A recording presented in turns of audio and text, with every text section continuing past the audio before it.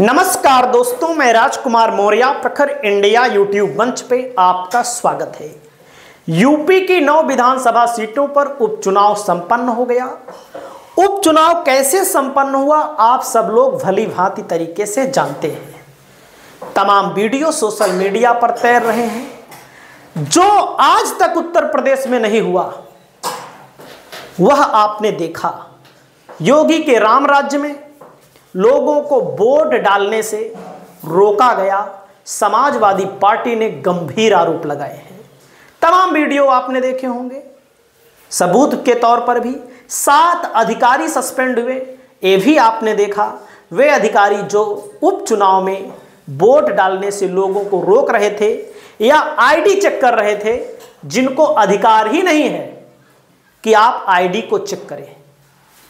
लेकिन इतना सब कुछ होते हुए भी उपचुनाव में इंडिया गठबंधन कितनी सीट जीत रहा है, एनडीए कितनी सीट जीत रहा है, तमाम सर्वे आए हैं। उन सर्वे के मुताबिक मैं आपको दिखा रहा हूं। बाकी आपकी जो भी राय हो, अपनी राय दीजिए। लोकतंत्र में ऐसी तस्वीर जब आती है, ऐसी वीडियो जब आते हैं, तो लोकतंत्र शर्मसार होता है, लोकतंत्र कमजोर होता है।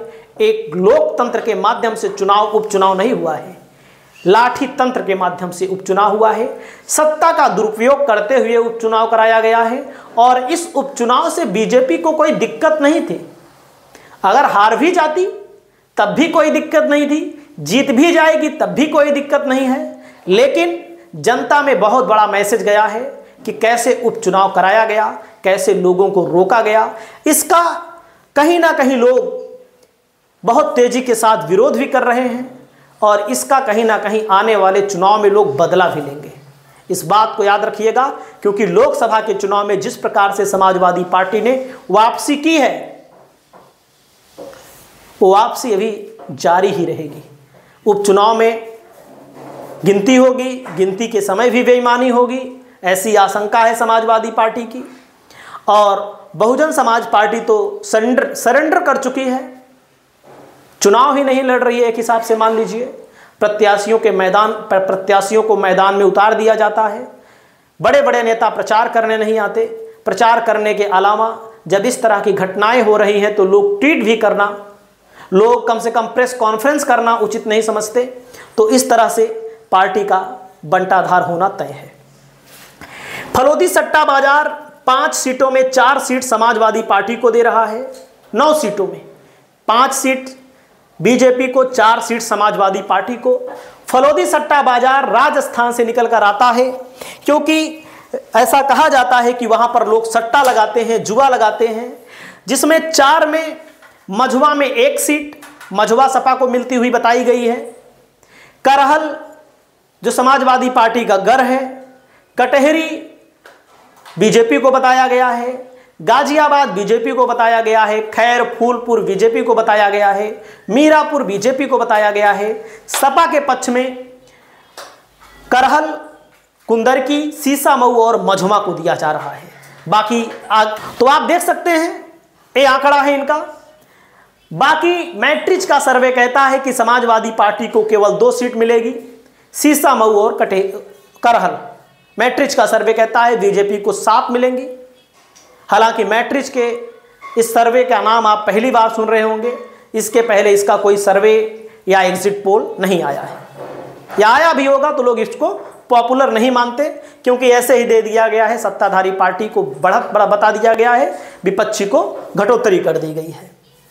जी न्यूज का सर्वे आया है। जी न्यूज के सर्वे के मुताबिक बीजेपी को 5 सीटें मिल रही हैं। वे 5 सीटें हैं कौन?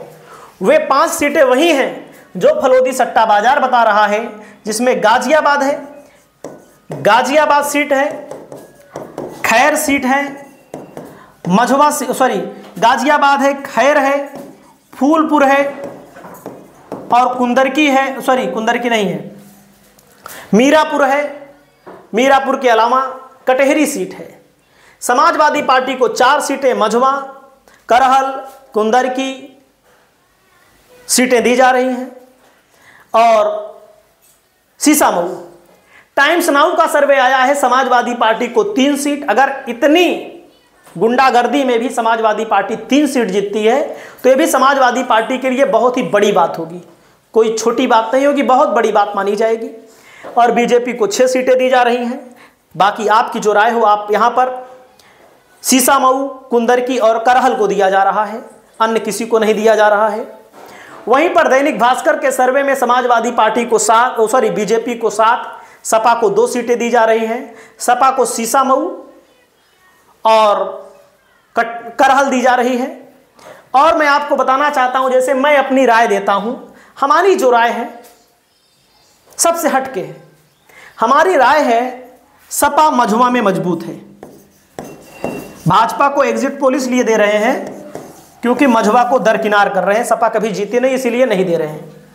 मझुआ में मजबूत है, फूलपुर में मजबूत है, कटहरी में मजबूत है, कटहरी में लेकिन टक्कर है। चौथा नंबर करहल में मजबूत है, समाजवादी पार्टी करहल में मजबूत है। और उसके अलावा सीसामऊ में मजबूत है, कुंदरकी में मजबूत है, खैर में मजबूत है।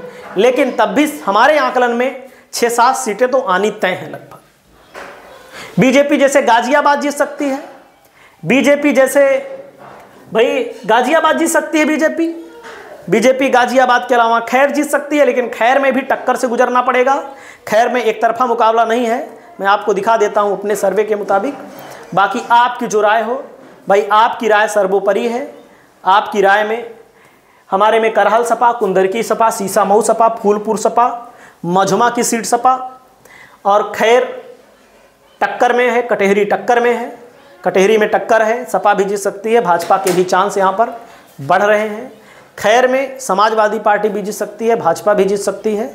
समाजवादी पार्टी ने जाट को टिकट दिया, जाट यहाँ पर सबसे ज़्यादा हैं, तो समाजवादी पार्टी की स्थिति यहाँ पर बड़ी मजबूत मानी जा रही है और समाजवादी पार्टी यहाँ पर मजबूत है। लेकिन अब उपचुनाव है, आप सब जानते हैं। गाजियाबाद में बीजेपी, मीरापुर में टक्कर है, लेकिन मीरापुर में जो धांधली की गई है सपा के मुताबिक 50 बूथों पर बताया जा रहा है, 50 से ज़्यादा बूथों पर शिकायत भी की गई है कि यहाँ पर फिर से चुनाव कराया जाए।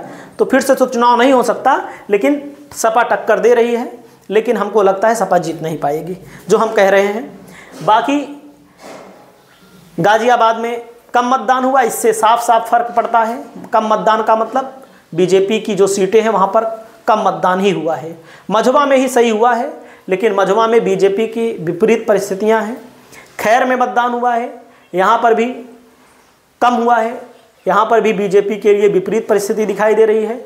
फूलपुर देखो ये सीट है, मझुआ छोड़ करके बाकी जहाँ जहाँ भाजपा जीती थी देख लो, फूलपुर में कम हुआ है, खैर में कम हुआ है, गाजियाबाद में कम हुआ है, मझुआ।